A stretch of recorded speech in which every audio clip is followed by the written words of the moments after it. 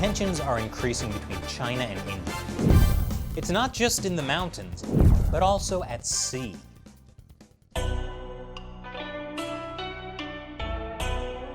Welcome to China Uncensored, I'm Chris Chappell.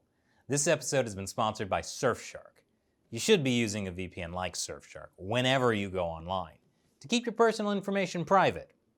Okay, so over the last few months, I've talked several times about India's border dispute with China, the one that's happening here, along the line of actual control, between India and China's Tibetan Autonomous Region. Back in June this year, 20 Indian soldiers and an unknown number of Chinese soldiers were killed in a border clash there, including actual hand-to-hand combat in the mountains. And a Tibetan soldier who fought in India's Special Frontier Force was killed in the latest clash back in August. Last week, both India and China agreed to stop sending troops to the disputed border. That doesn't mean the border conflict is over, although the best India can hope for at this point is a kind of stalemate, where Chinese soldiers stop trying to take over more territory and there are no more violent clashes. Basically back to normal. Low bar for normal, I know. But while there's not much more India can do to counter the Chinese Communist Party's aggression on land, there's a lot they can do to counter it at sea. In the Indian Ocean, there's a quiet race for one-upmanship between India and China, and the US is involved too. We've talked before about how trillions of dollars worth of goods are shipped through the South China Sea each year. But the Indian Ocean is even more important to global trade than the South China Sea. 3/4 of the worldwide maritime trade and half of the world's oil supplies pass through its waters. In particular, there's a race to secure 3 key shipping choke points. In the east, there's the Strait of Malacca, where ships come and go from China and Southeast Asia, connecting the South China Sea to the Indian Ocean. In the west, there's the Strait of Hormuz, where a lot of Middle Eastern oil passes through, and the Strait of Bab al-Mandab, where ships have to pass through on their way to Europe through the Suez Canal. If there's a military conflict between India and China, both countries may race to block off one or more of these straits.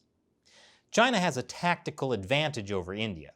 It has far more of every type of naval vessel, more submarines, more frigates, more destroyers, and double the number of aircraft carriers. Okay, China has only 2 aircraft carriers, but that's still more than India's 1. And China may be working on new places to put all those Navy ships, in case of a conflict at sea. 2 years ago, China signed an agreement with Myanmar to develop Kiak Port, which will connect China by rail to the Indian Ocean, although China claims the port won't become a Navy base. Nearby, China is helping Bangladesh build a submarine base in Cox's Bazar. China recently sold 2 Chinese-made submarines to Bangladesh, but China claims it won't use the port as a Chinese Navy base. Across the Bay of Bengal, China recently acquired a 99-year lease on the Hambantota port in Sri Lanka, which China also claims is not going to be a Navy base. And on the other side of India, China has built a high-security port in Gwadar, Pakistan, which, again, China claims will not be a Navy base.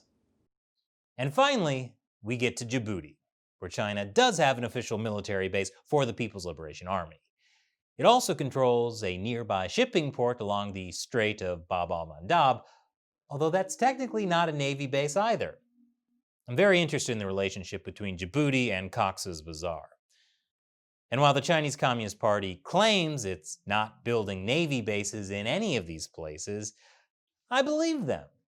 When has the Chinese Communist Party ever said it wasn't going to build military installations somewhere, and then built military installations anyway? That was a rhetorical question. I didn't want an actual good example. Anyway, all of China's totally not Navy bases are part of their string of pearls strategy to give India a beautiful necklace of destruction. Potentially. But while China may have a tactical advantage against India's navy, India has a strategic advantage if it comes to an actual war with China. And that's because America. Back during the Cold War, India saw itself as a non-aligned country and preferred to stay away from military dealings with both China and the US. But recently, as Communist China has stepped up its aggression, India has grown closer to America. I always knew this relationship was meant to be. Americans love India's chai and samosas. Indians love America's pizza and Seahawk helicopters. We're best friends now.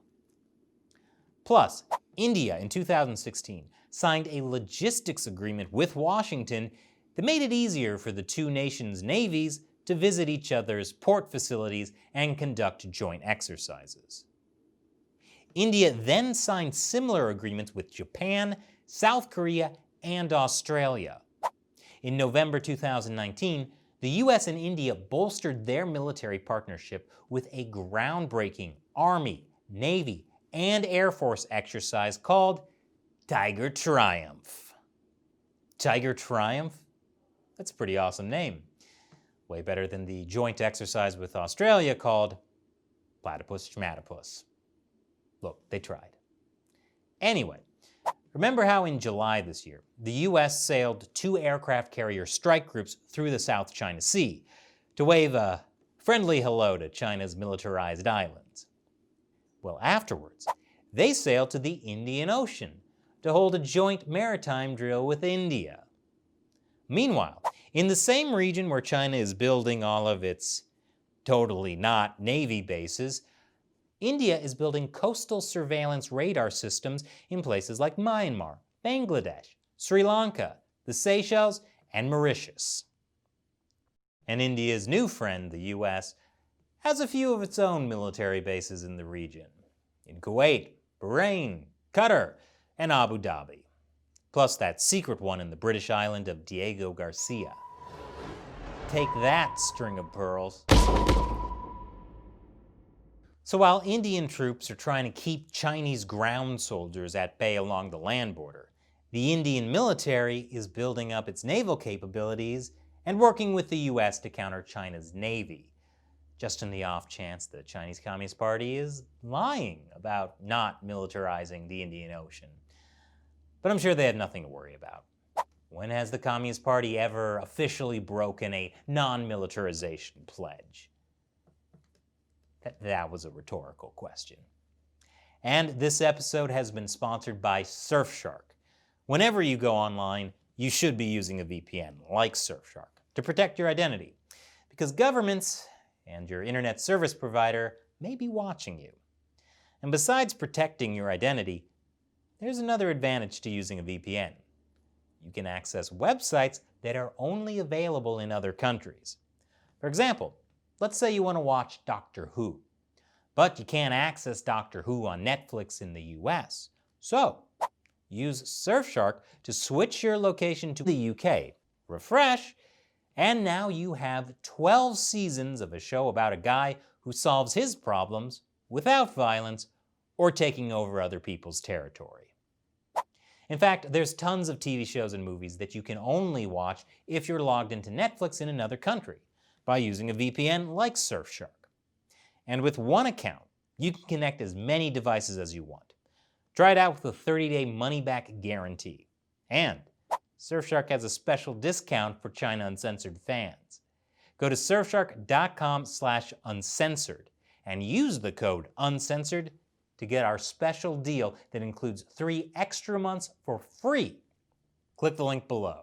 Once again, I'm Chris Chappell. See you next time.